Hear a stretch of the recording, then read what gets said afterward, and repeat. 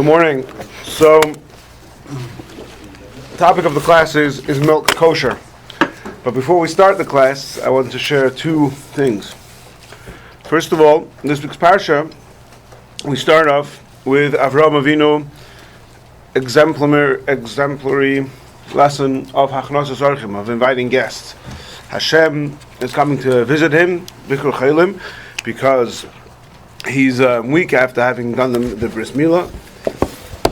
And Hashem makes it extra hot, so that he shouldn't have to entertain guests under such conditions. And then, despite that, Avraham Avinu is still disturbed. He wants to be able to host to do Hachnos Zorchim, to host the guest. And so Hashem sends him these three angels, appearing to him as humans. And Avraham Avinu certainly thought they were humans, certainly to begin with. And Avraham Avinu goes and engages in their Hachnos Zorchim. Now we're going to talk more about the rest of that story soon in the topic of the class, because that comes up later in the discussion of milk. But first, the beginning of the story is that he gave them, that Avraham Avinu is in the middle of an audience one-on-one with God, and he says, God, hold on a second, and I'm going to take care of the guest. And we learn from here that Hachnos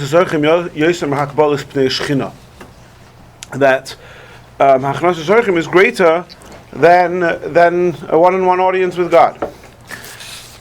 Now the question is, how do we know that Hachnos Zorchim is greater than a one-on-one audience with God? Well, we learn it out from the model that Avraham Avinu practiced.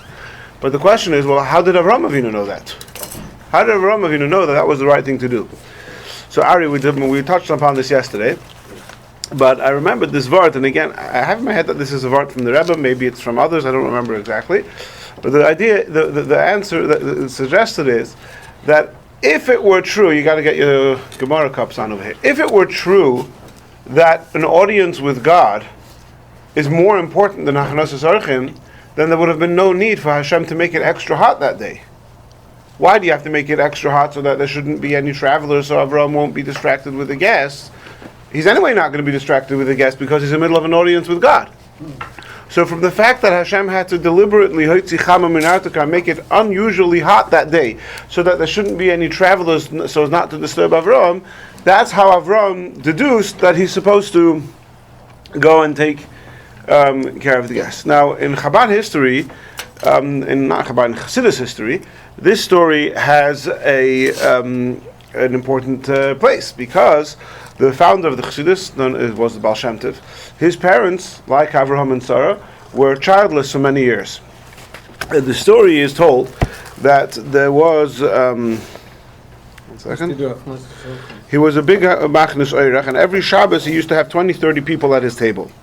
Now one Shabbos, a traveler wandered in the middle of Shabbos, and the Baal Shem Tov's father, Rabbi Eliyahu, he invited this person in, and he said, "Oh, did he make kiddush yet?" And he gave him kavod malachim. He took care of him nicely. Now, so the other guests who were there, they were heckling him like, "What's this business? This guy comes on Shabbos. He came from outside of he wasn't driving it. He came from outside the tchum. He came from beyond the area where you're allowed to travel on Shabbos. What sort of business is this?" Right? We see from Avraham Avinu, who's the prototype of Hachnos Zorchim, and even he, when he had guests come, if they wouldn't bench, if they wouldn't keep Torah properly, he would make their lives a misery. He would say, "No, you got to bench." So where do you get this audacity to be nice even to such guests who are not Shabbos observant? Now nowadays that might sound a bit harsh to our ears, but that was probably the norm in those days. That attitude.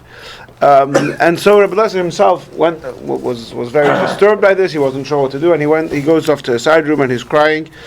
And what's the end of the story? His wife got pregnant. It turns out that this guest was I'm reading it was Eliyahu Hanavi, and he came to tell him that he would have a child, and indeed the next year the Baal Shem Tov was born, and the Baal Shem Tov was born, and they were both very old. The Baal Shem Tov's parents. That's that story. So, what about their claim that Avraham Avinu? So, for one, it's true that Avraham Avinu used his hotel to influence the people to recognize God and to bench. Avraham Avinu also invited in these angels, who Rashi says that he thought that they were Arvim Shemishtachim La'avak Ragleim. He thought that these people were Arabs who bowed to the dust of their feet. Right now, whatever exactly that represents, there's a lot of talk about that in Mefarshim. What are we symbolizing by saying that they bowed to the dust of their feet? But the point is that these were really, they were pagans. They were really lowlifes, and yet Avraham Avinu, even to them, was Machnus Eirach. Okay. Now, yesterday, while I was learning the parsha, I had another thought came to mind along the same theme. Avraham Avinu was told in last week's parsha to leave, go lech lecha, and he takes Lot with him. And I didn't do the math of exactly how many years Lot was with him, but he was with him for a while. And then eventually, it can't go on. Why can't it go on? Rashi says, I'm sorry, Ari, can you pass me a chumash? On the other side. There was a machloikus between the shepherds of Avraham and Lot.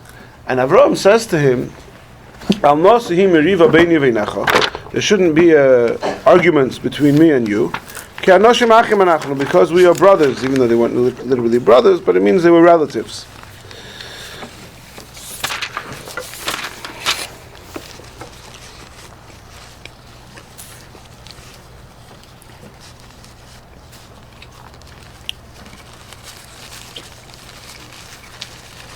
So what does it mean that we're relatives and therefore we shouldn't fight? In other words, he's telling him, it's best for our relationship, it's best that we're from a distance. Sometimes that's necessary, the relationship from a distance. Now, a couple of psukim later says that Hashem Omar al Avraham Achri Pared Lot Me'imai. Hashem says to Avram after Lot separated from him, raise up your eyes and see, I'm going to give you this whole land. So Rashi quotes the words after Lot left him. And he says that all the years that Lot was with him, Hashem's communication was removed from him. So think about this, right? All of these years that Lot is with him, I want to just preface that what I'm saying now is a bit of a chiddush, because if you look in the classical commentaries, certainly the Erachaim and also in some of the versions of Rashi and other Mefarshim also, Avram is at least somewhat implicitly criticized for having taken Lot to begin with. Hashem told you to go. He didn't take you to take Lot with him. The Erachaim writes that in a couple of places. But nevertheless, Ma'aseh Avis similar banim, that we take lesson from everything that the Avis did, and I think it's also certainly possible and appropriate to take a positive lesson from this whole episode. Avram takes Lot with him. Now Avram realizes that since Lot is in his company, he's not getting this. His communication with Hashem has slowed down. Suddenly, the dibur is perish mimenu. And Avram could have said, you know what? This is not working. Clearly, your company is infringing upon my relationship with Hashem. I need you out. But he doesn't do that. Despite the fact that he's no longer having communication with Hashem, or at least not having communication on the same level, like the Mefarshim discuss. Nevertheless, he's keeping Lot with him, because that's what's important. And here's the real important point. Even when he does send Lot away, because sometimes we're in a circumstance where we do have to cut off from a certain relationship. But even when he does that, he doesn't do it because you're too bad. He does it ki anoshim achim anachnu. Avram is telling Lot, I love you, I cherish our relationship, and for the benefit of our relationship, for your benefit, Lot, you need to leave. It's difficult to ask you to leave, but for the benefit of Avram is not sending Lot away so that he could have a better relationship with Hashem. He's sending Lot away so that he could have a better relationship with Lot. And the proof is that in the next parak, when Lot is in trouble, Avram's got his back. So this was something that occurred to me yesterday during laning. And I think that it's something that's on my mind a lot. In today's world, as people faced with all sorts of challenges in their family and relationships and friends and social things, and it's always a difficult question to ask. Do you cut off? Don't you cut off? How much do you cut off? And that's a very subjective question. But perhaps the lesson from this is that if you ever have to say no to a guest, or no to a family member, or no to a friendship, the lesson is, don't say no because your relationship with Hashem is going to suffer. Say no. If you have to say no because ki anoshim achim anachnu. Ulai yeshloimar. Anyway. Yeah, now, yes. I always thought it was Lot that wanted to leave because they didn't want to get into an argument over who owned what. No, it says Lot. Physics is the opposite. No. Okay. Now, back to our story. The topic at hand is milk kosher. Now, what I'm planning to talk about is the Gemara, the meat of the sugya, no pun intended. But it was mentioned here about chalav treifa, so I'll just touch upon that. There is actually a podcast about this, which I sent you the link to, Ari, and I could send it to anybody else if you care. But for many years, there was this idea that there's a certain surgery that is commonly done on the cows, and the milking cows, which renders them halachically treifa, which renders the milk that come from those animals not kosher. Now, many people, for many years, were arguing that this is another argument for Chalav Yisrael, that even if you in theory accept Moshe's heter that Chalev companies, that milk produced in the United States or similar countries with strict government oversight, you can rely on that to be considered Chalav Yisrael, right? Nevertheless, the additional virtue of the Chalav Yisrael farms is that they're keeping track to make sure they're not using these cows which have this surgery to the stomach. And even though scientifically, medically, these cows can live long, healthy lives after they have this surgery, halachically they're considered treifa, and the milk that comes from those cows is treifa. Now, the truth is there's also other issues with Chalev treifa, because if you speak to a sheikhet, you'll know that in America, certainly depends on how they breed the cows and etc. But in America, the amount of cows that are shechted that are actually kosher is very low, maybe 10%, 20%, somewhere around there. Most of the cows that they shecht have issues with the lungs and they're not kosher. So the argument could be made, and this is possible Reb Hershel Shachter's argument, I don't know, that's why no milk is kosher, because in America, because the chances are that it came from a cow that has an issue with its lungs. So I don't know. Can I just make an info? Yes. They don't shift. They don't shecht milk cows. Yeah, it's a dairy cow. No, they don't shecht them. It doesn't matter that they don't shecht them. What matters is that bull game. No, because if a milk comes out from a cow that is, if the cow has an issue with its lung, it is treifa. Even if you never end up shechting it, it is a treifa. Take from the male. Point is. You don't know how the lungs of the milk cows are. That's men and women are different. Okay, just 1 second. Men and women. Yeah, it's a different breed of cow. you gotta speak up. We have someone from Eretz Yisrael talking. A bit derech eretz. If I'm getting you right, you're saying this animal, female or not female, the whole class of animal, Rubo, are treif. Yochanan's making a valid point that it could be that No, so that's why I was the statistics. But the main thing I wanted to mention was about the surgery, the stomach surgeries, which I forget what they're called. Right. Ask anybody in America till about 6 months ago who knows about kashrus. They'll tell you 80% of the cows on dairy farms have this surgery on a treifa, or 90%, whatever it is. Now those numbers were perpetuated, I believe, sometime in the 80s, when some people made some phone calls to some dairy farms, and this is how, this is the information they found out. Now, in this past year, there's an individual, I forget his name, he lives in the East Coast, he wrote a sefer called Chalav Treifa. And it was such a popular sefer, they had to right away make a second printing of it. It was, I don't know if they still have it, I definitely saw it, and I didn't buy it, but I did see it in Kosher.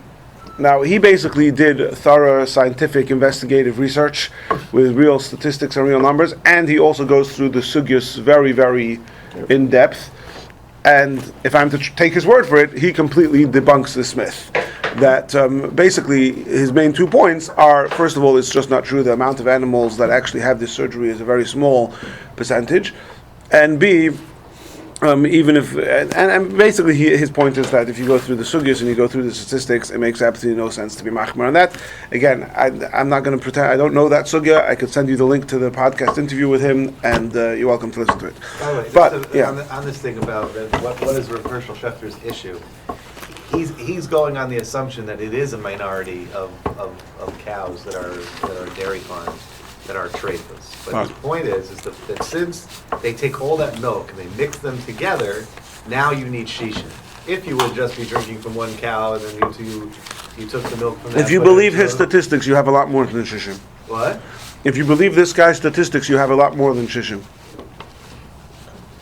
You have less than shishin. A lot more than shishim. It's bottled, It's bottled in a lot more than shishim. Reb Hershel Schachter, again, I don't know if he's read Chalav Treifa and changed his mind or not. You need less. I mean, Reb Hershel Schachter is arguing that more than a 60th of the milk in the big vats comes from those cows. He's saying that that's from cows that are treifas. Yeah. Meaning it could be like 10-20% of cows are treifas. Yeah. But nevertheless, He says you and won't. I don't think it's about this particular. Anyway, section. I think it's about just in general that there's a certain percentage of cows that are treifas, lungs, stomach, whatever. again. It's my same question. Yeah. You can't go with that. All right. Because these are dairy cows. You don't even look. Can you tell me if this is a relevant question, but what You is don't it? even look They're not there. slaughtered, right. But what is it about the surgery? Could be. Swimming could be. But even if Everybody's It makes a hole in the even stomach. if, It even makes if a it's hole in the 10%, stomach. you still have a Not problem. there's nothing. You can't even know. They close up the hole, but that doesn't help halachically. All I right. don't think the Gemara Okay. goes that way. Now I got some feedback mainly from Reb Ruvain after last week that we had this sort of ad hoc or somewhat less prepared class. And Bob said he appreciated that better, so gee, thanks. But I'm not sure if what he enjoyed more was the fact that I didn't prepare, or the fact that it was the sort of the topic of halacha connected with the parsha. Well, I'll do my best. Always trying to make the class improve. Baruch Hashem.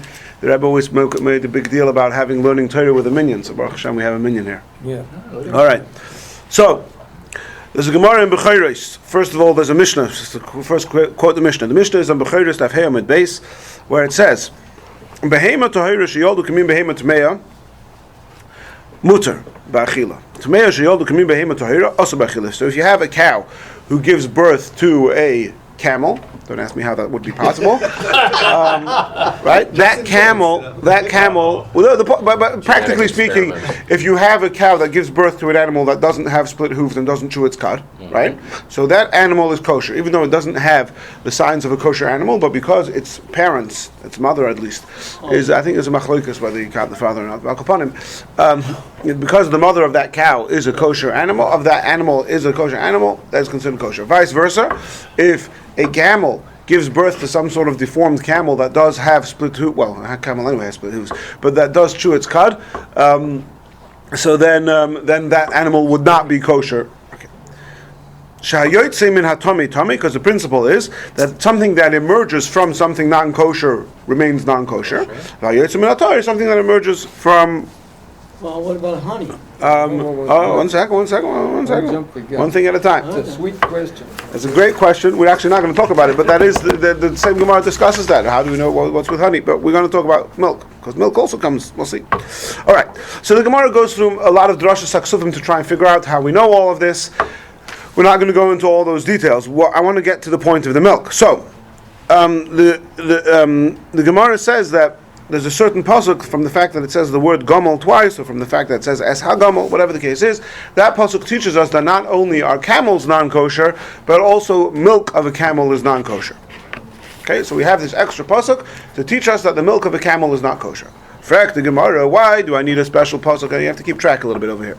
Why do you need this extra pasuk to tell you that the milk of a camel is not kosher? We have another pasuk which says hatmeim, and it's in the context of insects, I believe, where it says there's a special word in the pasuk that tells me that the juice, the gravy, and any sort of liquid discharge, so to speak, of anything non-kosher, of these insects, is also not kosher. So why do I need a special pasuk to tell me, a special word in the Torah to tell me that camel milk is not kosher? anyway, camel milk is not kosher because it's the discharge, so to speak. It's the discharge of something not kosher. That word? Hatmeim. Hatmeim. Yeah. Okay. So the Gemara says like this: So therefore, I'm going to skip the thing, right? So the Gemara says like this: the reason why it says even though you have this pasuk hatmeim, so you already know that any discharge from a non-kosher item is also non-kosher. You still need a special pasuk to tell you that camel milk is non-kosher. Why? Because the fact that cow milk is kosher is in and of itself a novel idea. We'll see in a minute why. Cow milk should also not be kosher. And therefore, but yet it is kosher. So you might have thought Milk's an exception. that milk is an exception to the rule. It's true that discharge from non-kosher is not kosher, but milk is an exception. Just like cow milk is an exception, maybe camel milk is also an exception. That's why you need an extra pasuk to tell you that camel milk is not kosher.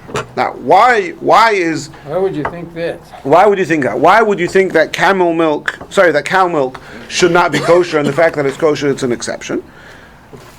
So first, the Gemara says, according to one opinion, because you would think that milk is blood, because there's one shit in the Gemara that the milk comes from the blood. Oh, yeah. Because we don't pass in that way, but there is a shit in the Gemara that milk comes from the blood. That's why a woman doesn't usually menstruate when she's nursing, because the blood becomes the milk. We don't pass in that way. But anyway, so maybe the milk is blood. But then the Gemara says what's relevant to our discussion. You may have thought. Now let me read this from the professional English of Rabbi Strachtenstein. By the way, just because we don't hold that way, logically, doesn't mean that it isn't. Scientifically? Now, I mean, there's shittas of how milk is made. So there are two shittas in the Torah. Embryologically, Right? milk So it's- comes from a sweat gland. It's a modified sweat gland. All right. It's a bit of a side thing. You may have thought, since there is nothing that comes from a live animal that the merciful one permitted, yet milk is a kosher animal, is like a limb from a live animal. So just like we know, you're not allowed to have a limb from a live animal. So milk should not be allowed because it's like a limb from a live animal, and yet milk is allowed, right? So kamash malon. So therefore, so the hilchach afilu behema tumei lishtri kamash malon. So therefore, you might have thought that because the Torah makes an exception, even though milk is eva min achai, it's a limb from a live animal. Yet the Torah says you are allowed milk. So you might have thought, okay, so milk is an exception to the rule. So by the same token, maybe camel milk is also allowed. So therefore, we have this pasuk gomel to tell you that camel milk is not allowed. Wait. Now, hold on a second. You're telling me that cow milk is allowed despite it being Eva Min Achai. Who says? Maybe cow milk is also not kosher. Well, I How is don't know it if everybody follows this. like Why? a- How did we get that it of should a be Aver name? Min Achai? It's obviously not an Aver. Oh, that's what we're going to talk about. I just want to get the Gemara case and then we'll discuss the Eva Min Achai. The Gemara sets this premise. It doesn't actually say that it is Eva Min Achai. To be the precise words of the Right. Gemara is Ki Eva Min Achai. It's like a limb from a live animal, right? It's like a limb from a live animal. Okay. So Why therefore, is it like? Why is it? well, You're gonna explain it's a derivative of a live animal.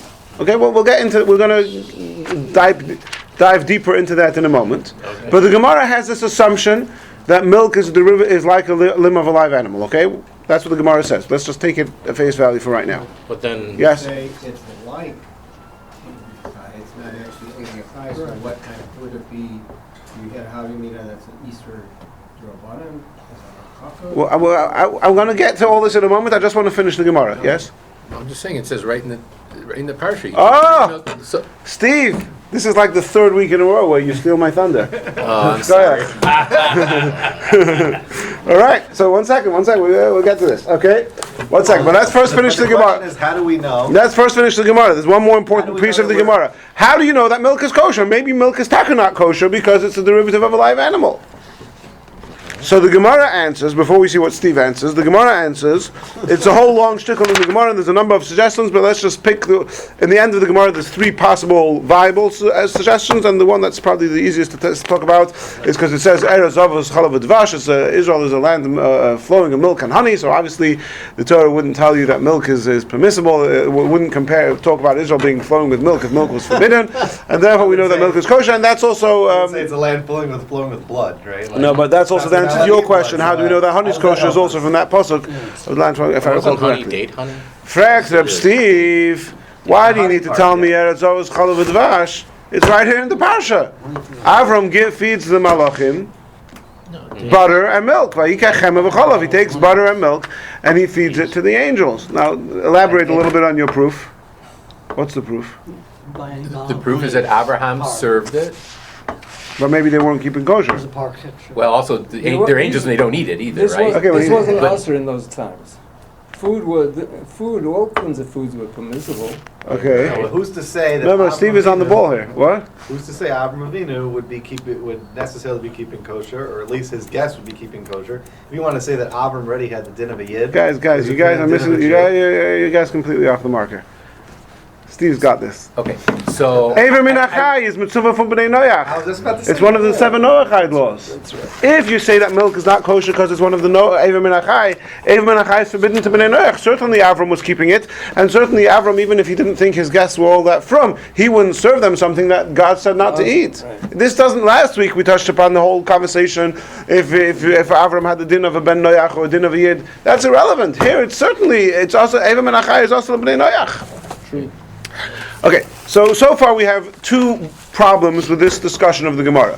Problem number 1, which I think a lot of people had, is what's this idea that the Gemara is saying that milk is an Eiver min achai. Milk doesn't appear to be a limb of an animal. And number 2, and this is why I'm giving the class today, is why doesn't the Gemara bring a proof from our parsha that milk is permissible from the fact that Avraham Avinu gave milk and butter to the malachim. Okay, so let's step back a little bit and figure out what Eiver min achai is all about. So the truth is that there are 2 of the 613 mitzvahs that govern eating something from a live animal. In halachic, before we get to the 7 mitzvahs, in the 613 Jewish mitzvahs, in halachic vernacular, it's called Eiver min achai and Basar min achai. What are those 2 things? So,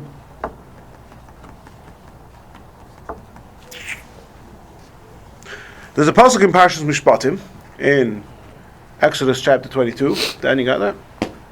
Verse 30. I think it's the last pasuk of that parak, where it says, "V'anshe kodesh tihiyun li." You should be holy to me. Uvasa basada treifa l'sechelu. You should not eat meat in the field that is treifa. That is treifa literally means torn. Okay. So the Rambam says, based on the Gemaras, of course, in Hilchos Machalos Asuros Perek Daled, remember with chapter 4 of Machalos Asuros, soon we're going to talk about chapter 5 of Machalos Asuros. Chapter 4 of Machalos Asuros talks about treifa. Treifa means, and what does it mean? You're not allowed to eat an animal that's treifa. You're not allowed to eat an animal that had... Okay, so first of all, in stages, an animal was attacked. You have a cow, a sheep in the field, and it was attacked by a lion. That animal is treifa, you're not allowed to eat it. Now, it's not about whether it was attacked, it means if it was wounded by the animal. And then the Rambam goes on to explain that it doesn't really matter if it happened in the field or it happened in the house, and it doesn't matter if it happened by a lion or it happened by a knife. The point is that he has this type of wound. Okay? So that's where we get it from, that if an animal has a hole in the lungs, even though the animal never saw a lion, that animal is not kosher. It's called treif. Now, colloquially, we use the word treif for anything that's not kosher, but strictly speaking, halachically, the word treifa refers to this specific type of not kosher, an animal that has a certain type of wound. And then the Gemara, then the Rambam create a lot of confusion. Yeah, and then the Rambam continues. If somebody cuts off a piece of meat from a living animal, that piece of meat is also treifa. Listen carefully. If you eat a kazayis of that piece of meat, so you go into the field, you slice off a piece of flesh from the cow, and you eat an olive's bulk of it, right? Then that's a violation of treifa, and you get malchus. Shahari basa, this meat The Rambam put until now he's quoted the Gemara. Now the Rambam gives a reason, which l'chayru this reason doesn't say anywhere in the Gemara. This is the Rambam explaining the way he understands the Gemara. This meat comes from an animal that was not shechted, nor did it die. So what difference does it make if it was torn off by a lion or some other wild animal, or if it was torn off with a knife? That's it. Why don't they get to that? Right? You already have the Isser of Basar Menachai. Why do you need to talk about... This is the Isser of Basar Menachai, Treifa. So you're talking Eva Menachai. No, it's Basar Menachai. What we're speaking now is Basar... No, it's not. That's exactly what I'm saying now. This is the Rambam in Macholis Hasuris. He has not yet said a word about Eva Menachai. He's only said about Basar Menachai. I'm using these Hebrew words, let's get them clear. Basar Menachai means meat from a live animal. Eva Menachai means a limb from a live animal. We'll see soon what the difference is. But first, let's say what the Rambam... What's bothering me is that when you look at Parshas Noach, when it starts presented... We'll get that. We're going to touch upon all of this. Okay? Again, so far what the Rambam has said is that if a person cuts off a piece of meat from a live animal and he eats a kazayis, it's very important, he eats a kazayis of that meat. It's treif. He has violated, which Avera has he violated? The violation of treifa. That's which one of the 613 mitzvahs is it? The mitzvah of not eating treifa. Okay, it's actually mitzvah 70. I think it's in the 70s. It's this week's. I think it's this week's. Sefer. Yeah, Sefer. It's in no. It's not in this week's Sefer Mitzvahs. In this week, Psula HaMikdash also quotes this pasuk, so it could be this pasuk is quoted in this week's Sefer Mitzvahs, but not this specific.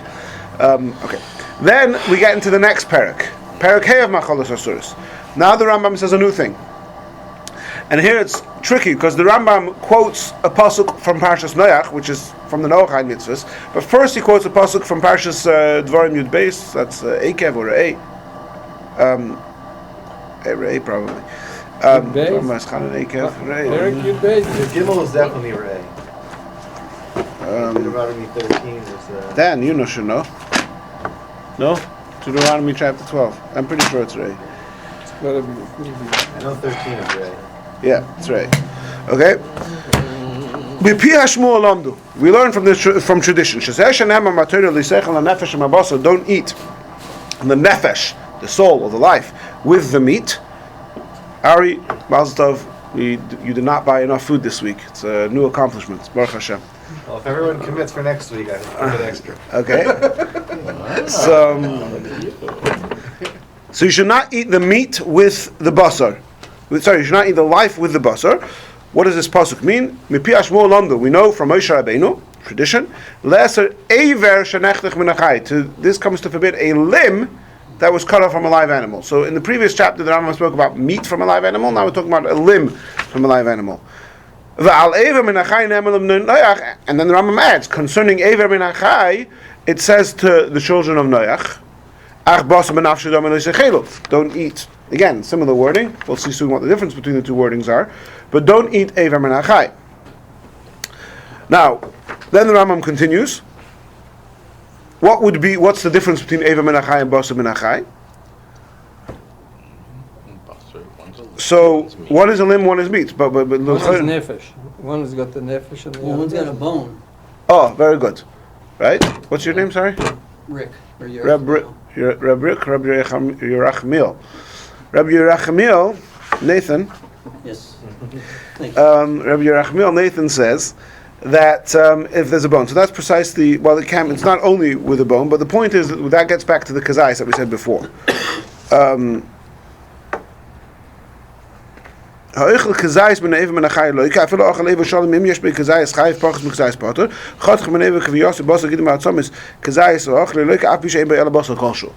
Basically, in the interest of time, I'm going to minimize the elaboration on this specific point. If you were to cut off an entire limb of an animal, even if that limb might be a huge bone or whatever it is, but it only has a tiny little bit of meat on it, and you eat that meat, you chayiv malchus. In the previous chapter where we were speaking about basar min achai, we don't care about the bones, we don't care about the sinews, we don't care about anything. You have to eat, in order to violate that one, you have to eat a kazayis of meat, an olive's bulk of meat. When we're talking about Ever min Achai, if you have a complete Ever, a complete limb of the animal, then it doesn't matter if there's even the smallest amount that you eat violates Eivah Menachai. Okay? Now, if you just read this Rambam, you would think, so we have two mitzvahs, one is Basa Menachai, one is Eivah Menachai. Which one of those two applies to Noachites? You would think just Eivah Menachai. You would think just Eivah Menachai, because Eivah Menachai, the Rambam says, Val Eivah Menachai nemer l'noyach basa b'nafshei domei lo yisachilu. Right? So, again, it's a different pasuk, but it's virtually the same words, forbidding the Noachites from eating Eivah Menachai. Whereas concerning for Basar Menachai, that's under the category of Treifa. Treifa is one of the 613 mitzvahs. That doesn't apply to Goyim. And indeed, there are Rishonim who pass in this way. The Tosfos seems to hold this way. There are Rishonim who hold that only Eivah Menachai applies to Goyim and not Basar Menachai.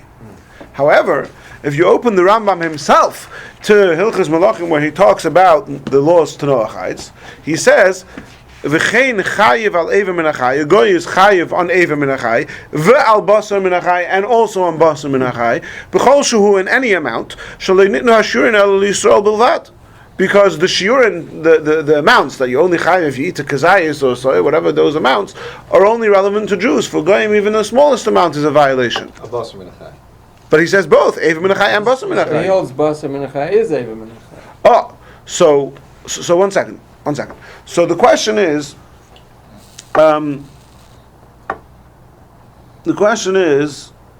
question over here is, the question is that the Rambam says there's two isurim. There's Basar Menachai, there's Eivah Menachai. But then he says that a goy is also mitzvah on Basar Menachai. If Basar Menachai is under the category derived from Treifa, why should that apply to a non-Jew? So Yochanan is saying that Yochanan's argument is, if I understand you correctly, is like this. You're saying, what's the difference between Basar Menachai and Eivah Menachai? If you cut off a limb from a live animal, that's a very small limb, let's say, and there's only a tiny piece of meat, so you mitzad Basar Menachai, you would not be chayev. Why not? Because you didn't eat a kazayis of meat. But mitzad Eivah Menachai, you would be chayev because it's a full limb. So that's only when it comes to Yidden. But as far as Goyim are concerned, the Rambam just said, Lo nitnu hashurim ela Yisrael bilvad. Kazayis doesn't play, more than the Kazayis, less than the Kazayis, anyway plays no role when it comes to Goyim. So the reason why the Rambam says that Eivah Menachai and Basar Menachai are both forbidden to Goyim is not because they actually have these two categories of Eivah Menachai and Basar Menachai. It's just because in practice there's no difference. The only difference is if kazayis more than a kazayis, less than a kazayis plays a role, then we need this difference between Basar Menachai and Eivah Menachai. But because as far as Goyim are concerned, there's no difference between the kazayis and more or less than the kazayis. So b'meila, there's no difference. So Yochanan has zugetroffen in Rabbi Yonasan Eibshitz, and there's a sefer on Shulchan Aruch on Yeridea called Kreisi or Plesi from Rabbi Yonasan Eibshitz, and he says this answer of Rabbi Yochanan that the reason why the Rambam says Eivah and Basar Menachai for a goy is because as far as a goy is concerned, they're all one and the same. There is no difference. The difference is only for a yid. That's one answer to this question. So if a guy has a morsel of Basar Menachai without a limb at all, He would be chayiv misa. He would be chayiv misa for the chet of Firing squad. No, Basar Actually, would be Eivah Menachai. It's all of Eivah Menachai. It's still in the category of Eivah Menachai. Eivah Menachai. But why? I mean, we're saying no that because shirim don't apply to it, but Gotta be dead. But Eivah Menachai has nothing to do with shirim. Eivah Menachai has to do with having a full limb and any amount attached to it. The animal's got to be dead before you eat anything from it. Pshat. Say again. What? The animal has to be dead before you eat Eivah anything Menachai of it. is you don't need a shear. You just need a limb. Okay, go on. Say more. Yes, So I don't understand how you could argue that if they have a morsel of flesh that's not attached to a bone, that a guy would be chayav misa for that. I love this, guys. This is amazing. Bob, what did you like about last year? Everybody was in, right? Here, Steve, Yochanan, Ari, you're all saying what all the Mefarshim say. So, Ari is at Sugatrov and Abeis Sha'arim, and I'm going to profess my Amaratzos here that I don't remember who the Beis Sha'arim is. What do you call it? Recognition points yours for it. But You met the Beis Sha'arim. I just read it before we got here. no, Google over here. Who is Shut Beis Sha'arim? I'm making my maratzas. I'm going to post my maratzas on YouTube over here. Beis Sha'arim. Shalos Tshuva is Beis Sha'arim. So he says like this. The Rambam says, remember we saw before the Rambam, that Eiver Min HaChai is only when you cut off a whole limb. He says, why is Eiver Min HaChai only if you cut off a whole limb? Why you cut off half a limb? It's not Eiver Min HaChai? Because the trajectory of the animal is that it's going to be shechted. Right?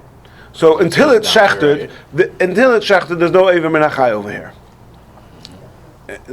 Then you cut it off, it becomes Eiver Min HaChai. But in other words, while the animal is intact, there is no notion of Eiver Min HaChai.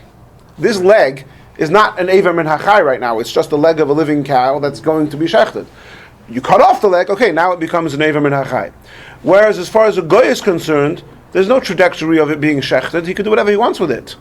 So because he could do whatever he wants with it, the leg already has a status of Eiver Min HaChai while it's attached to the animal. And therefore, even if you only cut off a small piece of meat, it's still considered Eiver Min HaChai. Okay, that's a bit more lamdish. Faulty. Okay. But he doesn't got if it's not, doesn't matter if it's shechted or not. It shouldn't be. It's still chai. Doesn't make any difference. Okay. You need a name then. The truth is, I wasn't planning to say this Beis Sha'arim. I only said it because you said it. I wasn't going to say it because I anticipated that it would be a bit too lumdish and complicated and would get into too many arguments, which is not what we have time for. I love doing it, there's not time. But I just want to say one more important point, which the Lechem Mishnah says, and I found that Be'etzem, Lechem Mishnah says it, and I don't know the history well enough to know if the Lechem Mishnah, the Rashba and the Ramban already asked this question. I don't know if the Lechem Mishnah saw the Rashba and the Ramban in Masechtas Chulin, but they basically asked the same question. And they say that even though the Rambam equates these two things of Eiver Min HaChai by a goy, by a yid from the pasuk in Parshas Re'eh, and Eiver Min HaChai by a goy from a pasuk in Parshas Noach, the truth is, if you look at the psukim closely, and I'm not sure if this is what you were trying to say before, Steve, if you look at the psukim closely, there's a big difference.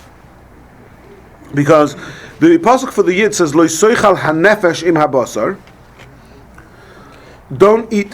So what is it that you're not supposed to eat? You're not supposed to eat the nefesh, right? Which is The life. Now in this case, it's the life. So don't eat. It means don't eat the limb. But the losheichel pertains to the nefesh. Whereas for a guy, it says ach basar b'nafshei dami loisechelu. The loisechelu is going on the meat. Ach basar b'nafshei dami loisechelu.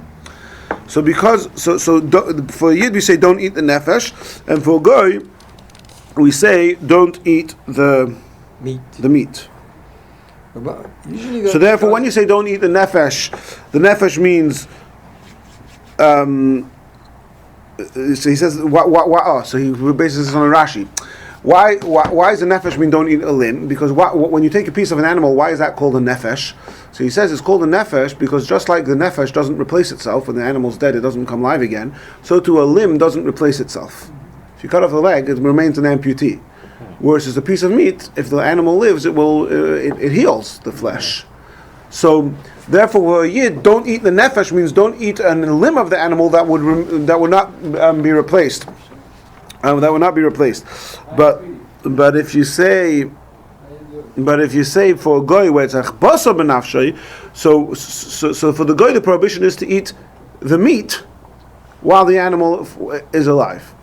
So that's why the Rambam gets this from that for a yid that both. So in other words, what comes out is that both a yid and the goy are not allowed to eat aver or basar min hachai. The difference is that for a yid, aver min hachai is from the pasuk l'sechel nefesh ha'basar. L'sechel nefesh ha'basar doesn't tell you basar min hachai. That's why we need this other pasuk of treifa to tell you that a yid also can't eat the basar min hachai. But for a goy, both basar and aver min hachai are all included in the one pasuk of l'sechel basar b'nafshi dami l'sechel. Okay. If I didn't hear all this, I just heard that initial issue with the Rambam. I think I would have said that there are two categories. There's one that applies to Ben Noach, not exactly what you're saying over here, just a little different. Would be that basar min hachai for a Ben Noach is eating the flesh of a live animal.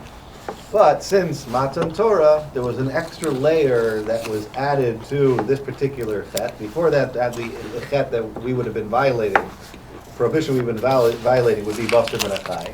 But now we also have the halacha of treifa. So it's like Right. now a higher level of chet because it's part of the taryag. It's a different category. It might also be basar min achai at the same time, but we're going to talk about the real chet for a Jew. It's not the basar min achai. That would have been the chet if you were still Okay. still good. But that's what I would have just. What's this going to do with But after hearing all this lumpus, exactly. I wouldn't say that anymore. But I'm just saying, Let's not forget the milk part. All right. So this is all about milk. So now let's get back to our Gemara. So our Gemara is assuming that milk should be forbidden because it's like Eva min achai. Now that we see this whole category of ki Eva min achai, but there's also basar min achai. So maybe when the Gemara says that milk should be also because it's Eva min achai, it doesn't actually mean that it is Eva min achai. Surely milk is not a limb. Right. But the point is it's ki Eva min achai. In other words, it's basar min achai. Right? Just like meat, even though it's not an Eva, but meat of a living animal is asur. So milk should be ki Eva min achai. So milk should be ki Eva min achai. But Yeah. even if it's from an animal, but if it's from a baby from a mother, that would also be. You're saying a human baby. Yeah. You're saying, why is a human baby allowed to milk for the same price? It should be Eva min achai. Well, the truth is, in order to answer that question, you have to go back and ask, why is it forbidden to eat human flesh? It's not so pashut why it's also. The Rambam doesn't say it. The Rambam holds it's Isser Asay because the pasuk says, "Zois hachaya asher techelu." These are the animals that you are allowed. Chaya. It uses the word chaya. Chaya applies to humans also. If I recall correctly, there are other Rishonim who hold that it's only a rabbinic prohibition to eat human flesh. Obviously, you can't kill, but to eat. When they don't have So as soon as someone dies, Jews you can cut eat them? and they don't have split hooves. How could you possibly? It would be like violating the Violating a dead They're body. right. mistreating a dead body. It would be like It's certainly not allowed if it's it not would safe. be The Rambam says traumatic for clearly those it's not allowed. reasons, but But if you go by a limb, it would you might, don't like a limb. It might be under the I prohibition don't of Balti Shaksu, not acting in a very disgusting way, but it wouldn't go into anything very specific. It's quite clear though. But I was just saying, These These are it the seems like things to you me can like have, a and these are the limb. things you can't. Well, that's the Remember- Rambam, right? That's the So pasuk. therefore, the mice. Upon him, frekt. Here's the question. Let's go to the milk. Let's go to the I milk. gotta have my Yeah. coffee stick. Frek. You have the. I think we should do another shirt to find out if that creamer thing is kosher. I hope the answer is no. Now you tell me. Yochanan has good creamer. We have to find out where he gets it from. I drink black. All right. It's not a good sign. So maybe he holds. Okay. So this is a kasha that Mefarshim ask, Achronim ask on the Gemara, which is really going back to Steve's kasha. How could the Gemara possibly? Yochanan is saying misvara. Yochanan is saying misvara. What do you mean? Milk is eva min achai. Milk is basar min achai. Milk is why should milk is certainly not a lamb, and it's not meat from achai either. You're saying misvara. It doesn't make sense. Okay, we'll get to that in a moment. But before misvara, there's a pasuk. How could the Gemara entertain the notion that milk should be considered eva min achai? Surely Avraham gave them eva min achai, gave them milk. So it must be that milk is not eva min achai. Now, in Shalos Tshuvas Ha'elef L'cha Shlomo, which is written by Rabbi Shlomo Kluger, he says that from this Gemara we have proof not like the Rambam. The Rambam says, remember we said before, the Rambam says that a goy is forbidden for eva min achai and basar min achai. Other Rishonim we mentioned the Tosfos say no, basar min achai is permissible to bnei noach. Only eva min achai is forbidden to bnei noach. Says Rabbi Shlomo Kluger, this Gemara is a raya against the Rambam. Because obviously the Gemara doesn't mean that milk is an eva min achai. It means that it's basar min achai. Now it's not really basar min achai either, but the point is that what he says is that basar min achai means a derivative from a living animal. Once we go there, he says any derivative. Now I understand that it's a chiddush, and we could argue, and how does it fit into the pasuk of basar basar de shreifa? I know all those arguments, but let's just first see what Shlomo Kluger says. He says,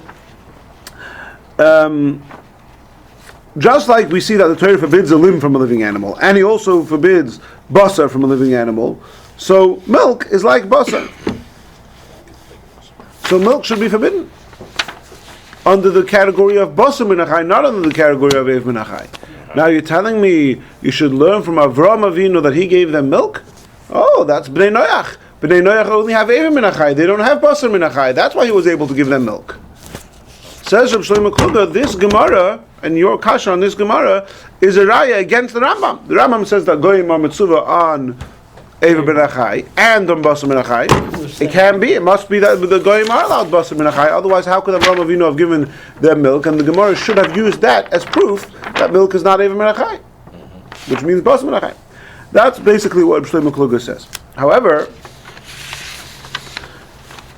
Rabbi Yosef Noimshitz in Placey, he says it differently, and I hope I'm understanding what he's saying, and I think this might address your problem with the whole thing as well. He says, the Gemara never thought that milk is eiv min achai, and the Gemara never thought that milk is basar min achai either, because milk is not a limb, and it's not a piece of meat either. What's the source of basar min achai? Basar min achai is basar basada treifa. Basar basada treifa, the word of treifa, the Rambam says, remember we said the Rambam adds his rationale to the Gemara. When meat has been removed from its natural habitat, that's basically, if you look at the Rambam Perek Dalet, that's what he says. I don't have it on this page. The definition of treifa is milk a meat that's been removed from its habitat. Another example, by the way, is if an animal starts giving birth, and let's say when an animal is born, the legs, the forelegs of the animal come out first. So let's say the animal, the baby, the fetus, the forelegs emerge, and then it goes back. So that part of the animal that emerged, the forelegs, are forbidden to eat. That means later, once the animal is born and you shech the animal, you have to cut off those legs. Why? Because those legs are meat that have been removed from their natural habitat. Its natural habitat is in the uterus of the mother cow. It's a big sugya, big part. Right? So milk. So milk is not basar min achai. I mean, Rabbi Yitzchak just doesn't say this in so many words, but this is how I'm reading it, and I think this is what you were saying also. Milk is not removed from its natural. The natural habitat of milk is to be removed from the others. That's the natural. Says Rabbi Yitzchak, it's a very important point. He says this whole argument in the Gemara that milk should be like eiv min achai is based on a line earlier in the Gemara. And you might have been wondering, why did I bother you with the whole long hashak levatari of the Gemara? I should have just gotten straight to the point. This is why. The Gemara said that I'm going to know that milk is not kosher because it says hatmeim, and from hatmeim we learn out that anything that's not kosher, we also are forbidden to consume any of their discharge. Milk is a discharge of eiv min achai. The living animal, cow, is eiv min achai or basar min achai, whichever one you want. Milk is not eiv min achai and it's not basar min achai, but it's ki eiv min achai. It's a discharge of eiv min achai. That's what the Gemara was saying. It's no different than like urine or something. Is that what? The same Gemara talks about urine also. Is that 1 second? Where's the urine? No, it's not. Urine is also awesome, but it's also learned out from derivative. It's in Shulchan Aruch Siman Pei Gimel. The tshuva of Rabbi Yonah that I told you before. That's on the Shulchan Aruch where it talks about the derivative mei raglaim and mei chalav and mei chalav, different derivatives of milk and also urine, right? Says Rabbi Yonah when the Gemara says that chalav is kim eiv min achai, it doesn't mean that milk is eiv min achai, and it doesn't mean that milk is basar min achai either. It means that because we have the word hatmeim to tell me that even the discharge, the tziron, I'm using the word discharge loosely. Tziron is I think juice that naturally flows, and roitav is gravy that was cooked in it, and kippah, it's probably a different type of gravy, I don't know, but in general it means liquid discharge, yeah? Since we know that anything liquid discharge of a non-kosher item is also not kosher, so the Gemara is saying milk ought to have been forbidden because it's a discharge of eiv min achai. And that's why we need the pasuk of the land flowing with milk and honey to tell me that you are allowed to eat milk. What's your kasha now? How could Avraham Avinu have served milk to the angels? This is learned from the prohibition to eat discharge is learned from hatmeim. Hatmeim is part of the 613 mitzvahs. Gentiles are not forbidden to eat discharge of eiv min achai. So Rav Shlomo Kluger wanted to say that from the fact that the Gemara doesn't incorporate Avraham Avinu into this whole discussion, is a raya that goyim are not mitzvah in basar min achai. Says Rabbi Yonasan Leibniz, obviously he doesn't quote from Shlomo Kluger, but says Rabbi Yonasan Leibniz, says, no, nachtig tog. The Gemara is not saying that milk should have been forbidden of Evim and Achai. The Gemara is saying that because Jews, not Goyim, Jews are forbidden to eat discharge of Evim and Achai, therefore milk ought to have been forbidden, if not for the pasuk Zavos Chalam and Dvash. That's the story of Avraham Avinu and the Malachim is completely irrelevant. Because Goyim are not allowed to eat Evim and Achai, but they are allowed to eat a discharge of Evim and Achai. And so he's being medayik. The ke Avraham and Achai, it doesn't mean Avraham. I'm being medayik that. I'm not sure if he's medayik that. But it's like the point is that for us, something that is Avraham and Achai, that it's a derivative of that should be usher. Because of Hatmeim, which the Gemara quotes earlier in that same Anything sugya. that's not kosher for us, which would be Avraham and Achai too. Yes, The discharge of that. So that's what we're talking. But that only applies to Jews. exactly. When it comes to Shavuos, there's a minhag to eat milchiks, right? Yeah. Because this whole shaila was this is what I heard. The whole shaila was taken care of by Matan Torah. They knew at that time that you could have milchiks. Till then, they didn't eat milchiks, or at least when they had the suffix. What is it really? I contend that it's not bichlal, Aver minachai, or even discharge minachai. It's not. It's part of the food mechanism of the. It's that's how it suckles its young. That's how we could use that food. It's kosher lechatchila. No, of course it's kosher lechatchila, but the Gemara is saying that it would have been a havamina that it should be forbidden. You could have a havamina, but it's not. It's not from that Indian of it. Good, so we have to understand the havamina of the Gemara also, no? Yeah, but they made their own havamina. Yeah, I have you on record saying that.